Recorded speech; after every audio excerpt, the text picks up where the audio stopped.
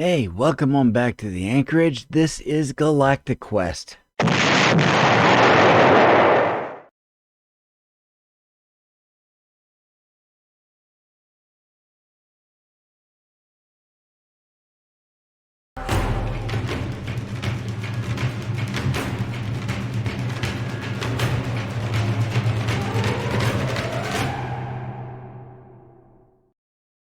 Hey, welcome on back, and this is Galactic Quest by the Anchorage.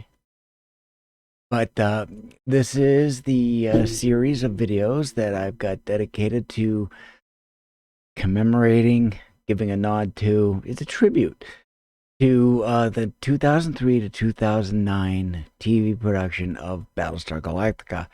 And in this edition, we're going to be focusing on artwork, and I don't have a whole lot, but I've got some nice pieces to kind of show you. All right, here's the first piece of art that I've got in the den slash bedroom. But, there we have a Mark II Viper, and, these three images I'm going to show you here, starting with this one. It's almost got kind of like that. Almost kind of like a World War II motivational poster. So we've got that. And of course, this is a Viper. Mechanics, we need your skills. Your skills are needed. Those Vipers won't fix themselves. And this is done now by the Colonial Ministry of Information. And so this was also by QMX Online. So I've got that up. And there's that one. And here we have another one. Do you have what it takes to stand up to the Cylons? Do your part for humanity. So, yeah, avoid the Cylons. Avoid AI. ChatGPT, yeah, avoid that. Granted, it's going to be shoved down our throats whether we like it or not. And this is by the Colonial Fleet Information Service. There we go. That's also from QMX Online. Isn't that nice? Never forget who the enemy is. Yep, there they are. So you got three chrome domes, and then you've got Trisha Helfer, who played the skin job model number 6. That's a relatively common picture of her. In that picture, I've got another one. It's I think it was a publicity picture or something. And down below it says, "Remember,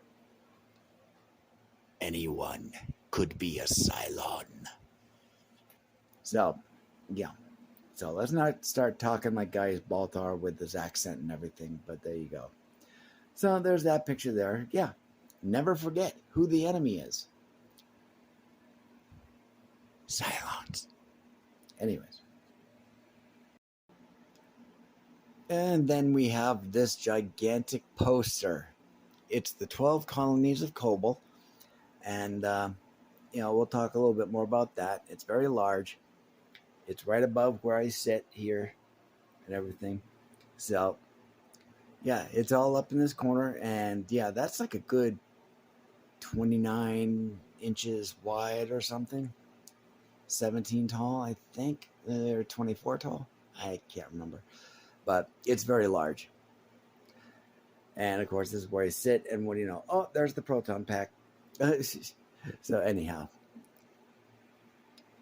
Yeah, so of those first three, those are just your typical poster dimensions and stuff like that. I've got those framed.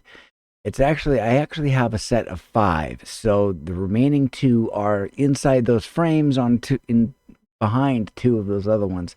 I basically just took the sheet of paper that came in the frame, set up one of the posters on one side, and then flipped it over and put another poster on the other side on 2 of them. So at any given point, there's 2 that are not being shown. So should I flip those other 2 around? Maybe I'll mention something. I don't plan on it, but there you go. And so another very important one is right here above my shoulder. It's that one right there. and that is the a poster regarding the first Cylon War. It's it's reminiscent of a painting, an oil painting that was in Adama's quarters, and it's very very reminiscent of the first war. And I actually have a picture of it here. And what this actually shows is kind of like the trials and tribulations. Let me get my copy up here. Of course, I can't find it, but basically, what you're seeing here is a battle scene from the war. And there we go. All right, I've got it. Okay. So you've basically got battle scene from the war. You've got a whole bunch of people down along the bottom. It's both colonial military and, of course, you can see silent there. There's one right. There's one way off to the right there, and he's kind of got a guy in his grips, and of course, it looks like he's holding on to a sword. Of course, the original Centurions. They actually had a blade that was actually in the arm that they could actually just kind of pop it out almost remotely, almost kind of like a Wolverine kind of thing, but a little more menacing, especially when you've got that face of the Centurion. But in the center of the picture, what you've got is, it almost looks like a rampart or something like that. And, you've got the colonial seal up at the top. You've got a flagstaff, and you've got let's see, you've got one there. Let's see, the left hand side is the Capricorn flag, and the right hand side, I know that one, but I can't remember it right off the top of my head. But way off in the background, you've got what look like remnants of skyscrapers, essentially, and of course, directly off to the very left of that image, you see you've got the thing that almost looks like you've got two tall buildings with one kind of bending over. I think that's part of a different structure or a different piece of artwork, but we've got that. The so this painting does exist. It was a prop, and I believe it was actually supposed to be done by a particular individual. I don't know if he's the art director or assistant art director, but it was painted by him, and it was put on the set for using in the show. First, namely the miniseries, because they weren't sure if they were going to be doing a show at that particular point or not when they were, filming it and producing it and stuff like that. It was at some point later on when they got the green light to go ahead and make a show, and they just, luckily for them, after they did the miniseries, they kind of just put a pause on everything regarding the sets and left them fully constructed and I dare I say even decorated. If not, they did a really good job on putting everything back. So, that includes every set: the CIC, the Damas quarters, the hallways, the head, um, and what else? The hangar deck and everything. They did fantastic on that. And this piece, the original piece, of course, it's very large, and it's about 2.5 times larger than what we see right here, which is about it's about 24 inches width and about 18 or 19 tall, somewhere in that range and stuff like that. But there are available, there should be, unless I looked, there are available prints of the full size item, and they're somewhat expensive.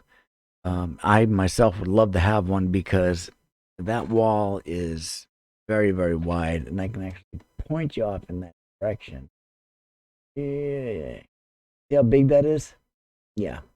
So, and of course, that's put you back. Yeah, that's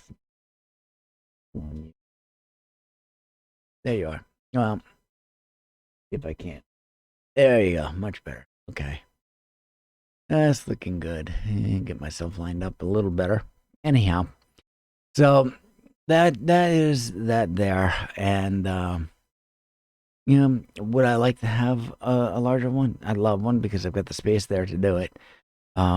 And I do have another, two others. One is a screenshot that I took from when the fleet arrived at the first Earth.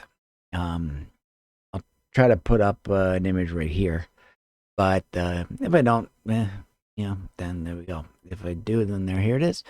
It's basically the fleet arriving at the first Earth, because there's two Earths. There's the one in the show that they first come across, and it's very dark image, and they're arriving, and of course you get the sun in the background, and you're not seeing a whole lot. You're not seeing a nice vibrant planet waiting for the fleet to show up. It's just, here's the planet, done. Here's the fleet, there it is. Of course, they don't know that the planet has nothing to provide them. There's nothing useful there. And of course, in the show, and this is a spoiler, they get down on the surface and find out that everything is wrecked. There's no life as far as humans go. There's plant life, but that's after 2,000 years of, I don't want to say evolution, but where nature's trying to recoup the planet in one way, shape, or form. All you have is just records of the buildings. There's still traces of radioactive properties, and of course, they come across that Centurion that was at that point buried. But that was more or less standard stuff that had just pretty much settled over that wreckage of sorts, the remains of that Centurion, and and the design of that Centurion is very similar to the Centurions that were at the colonies, which are harkened back to the original Centurions from the original Battlestar Galactica back in '78, or 1978, stuff like that. So this picture kind of reminisces on that, and I find it very decorative. It's I like it a lot, and that's why I've got it on display. And if I had anything larger, I'd certainly be displaying that one. So, and then the final artwork piece that I have is I don't want to say it's a duplicate. However, in the back of the Ready Room set, which is what the Ready Room is where all the pilots go and they get their briefings and instructions, and they also used it for presidential, what was it, the presidential race of sorts, the debates, and a couple other things. But in the back, right next to the door, was a picture of the lone soldier. That might be the actual name. I believe it is. I could be wrong. But the lone soldier, where his back is to the camera, and he's looking off into the distance, and and all the pilots and the ECOs, flight crews and stuff like that, when they would either come in or leave, they would put their hand on it as a gesture of remembrance of the original Cylon War, because that is what that picture harkens back to. So there's that. As far as any other artwork goes, I don't recall off the top of my head if I have any. I don't think I do, but those are my pieces in particular. I'm not into collecting all the little teeny tchotchkes or the cheap stuff. I mean, I don't have dinner plates with the Colonial seal on it or with the Battlestar logo on it or anything like that. I think that is just too far. I'm pickier than that. I'm not that kind of a fan. I'm a fan about authenticity, or mimicking the authenticity as much as possible. And you don't get that by getting soda bottles with Battlestar logo on it or anything like that, or water bottles or anything of that sort. Yeah, that's a Pepsi bottle. But because I treated myself to lunch today. So there you go. I went out for pizza. So there we go. Um, yeah, that's pretty much it. So I hope you like these pieces, and we'll have more coming up in the near future. I hope. So we'll see how it goes. Thank you very much, Skál, and we'll talk to you later. Thanks. Have a good one.